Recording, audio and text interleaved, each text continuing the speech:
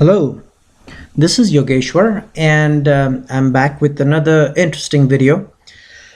We have been discussing about various balas or strengths of a planet in our earlier videos, and you would have seen a video on Shad Bala, which is the six-fold strength, and also Kashtapala and Ishtapala, basically to determine as to what will be the effects of a planet in its dasha or main period or sub period or antardasha, and how that planet is in general for you. Is it good for you? Is it bad for you? Because bala, as you know, in Sanskrit means strength, and the stronger a planet is, the better chances or the better effects of that planet is going to be felt in general for you, and more so specifically in its dasha or period or subdasha or antardasha or even pratyanta dasha. So one of another parameters of finding out whether a planet is going to be benefic for you in general and also in its dasha or not is the Harsha Bala. And Harsha is in Sanskrit is called happy. Bala means strength. So it's happiest when it's strong, and therefore it's capable of giving good effects in general plus good effects in its dasha or period as well. So what is Harsha Bala and how is it calculated? Now Harsha Bala is actually, it has four components, and each component of Harsha Bala gets a maximum of 5 points. So in case a planet gets 5 points in all of its components, then it gets a maximum Harsha Bala of 20. And that is amazing, extraordinary, and that planet has the capability of being a great benefit for you. And also it has the capability to provide you benefic effects in its dasha or period. Now, once again, this is just one of the tools what we have been discussing in our previous videos. We've been discussing Shad Bala, so strength of a planet, so capability of a planet to do good or bad. That's one way of determining it. The other is Kashtapala, Ishtapala. We've done all that. So Harsha Bala is one of the methods of finding out. So do not consider this as the ultimate. There are other factors in Vedic astrology as well, but Harsha Bala definitely has to be taken into consideration. It's one of the tools to find out whether the planet is good or whether the planet is going to give good effects in its dasha or period or not. So like I mentioned, the components of Harsha Bala are four, and each component gets 5 points. And in case a planet satisfies all the four components in a positive way and gets maximum points of 5 points each under each component, it gets a maximum Harsha Bala of 20, and it's capable to give extraordinary results. Now, what are those four components? That's the question. The four components are, one is a Sthana Bala. Sthana in Sanskrit means place. Bala is strength, of course. So planet gets strength when it is placed in certain houses. Like for example, Mercury in Lagna gets strength because in Lagna Mercury becomes extremely strong. So it gets 5 points.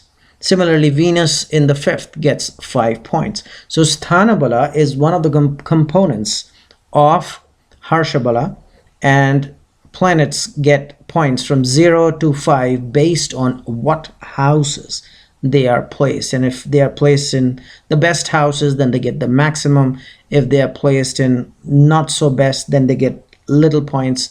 And if they're based in completely bad houses, then of course they get 0 points. So this is one component. The second component of Harsha Bala, as you can see on the screen, is Ucha and Swakshetri Bala. Now what is this? Ucha means exaltation. Swakshetri means in its own sign or in its Mula Trikona sign. So planet get maximum points if they are in exaltation. For example, Jupiter will get a maximum points if it's exalted, and it gets exalted as we know in Cancer. Similarly, that applies to all the other planets. The second is Mula Trikona. For example, for Saturn, the Mula Trikona sign is Aquarius, not Capricorn. So if Saturn is in Aquarius, then it gets maximum points of 5. And of course, if it's in its own sign, not Mula Trikona's sign, then it gets slightly less. So the maximum points are given to the planets which are in exaltation. The next points are given to planets who are in their Mula Trikona sign, and people who do not know what Mula Trikona is can refer to my video on Mula Trikona. And planets also get good points when they are in their own signs. Say for example, Mercury, if it's in its own sign of Gemini, that will also qualify it to get good points. However, not as much as if it was exalted in Virgo. So that's how it happens. So there's a possibility of getting maximum points of 5, and then there's a possibility in case they're an enemy signs or other signs, then they get lesser and lesser points. The third component of Harsha Bala is the Stri Purusha Bala. Stri means feminine and Purusha means male. So based on a criteria of planets, they get points on this component. Now, as per the Vedic scriptures, the feminine houses are 1, 2, 3, 7, 8, 9. And presence of a female planet in these houses will give them strength. Why? A female planet sitting in a female house or a feminine house will get strength and will accumulate more points. Similarly, if there's a male planet and it is sitting in the houses 4, 5, 6, 10, and 11, which are male houses, it gives them more strength. However, if a male planet is sitting in a female house and a female planet is sitting in a male house, they get lesser and lesser points. So here also in this component, the possibility is that a planet can get a maximum point of 5. And of course, if it's not good at all, the placement is not good, then the minimum points the planet can get is 0. So anything is possible between 0 and 5. And finally, the fourth component of Harsha Bala is Din Ratri Bala. Din means day in Sanskrit and Ratri means night. So there are certain planets which become strong during night, and there are certain planets which become strong during day. For example, Moon gets very strong during night and Jupiter gets strong during the day. So based on what planet in the chart, say for example a person is born and it's nighttime, and so Moon will accumulate more points than a planet which gets strong during the day. That will not accumulate more points. So if a planet which is strong during the day is there and a person is born during the day, so that particular planet gets more points. I hope I've made myself clear here. So this is another kind of bala or strength, which is the last component of Harsha Bala. And like I said, Harsha Bala can be anywhere between 0 and 20. So if you look at your astrological chart, you will come up at a place where you see Harsha Bala. There's a possibility it could be anywhere between 0 and 20. And that determines how strong and how happy, because Harsha means happiness, is that planet in that particular chart.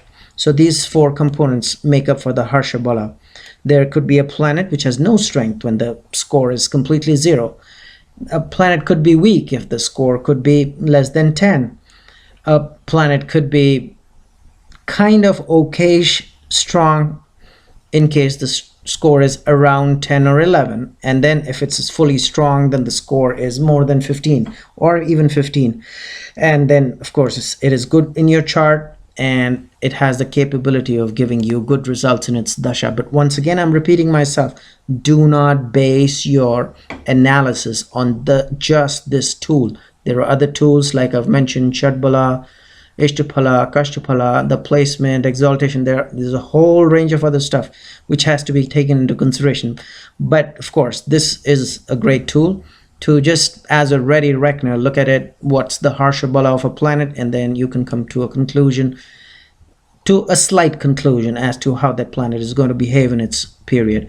So hopefully you enjoyed this video, and I will be back again. And in the meanwhile, I'll recommend visit my website. There's a link below, and subscribe to my channel. Thank you.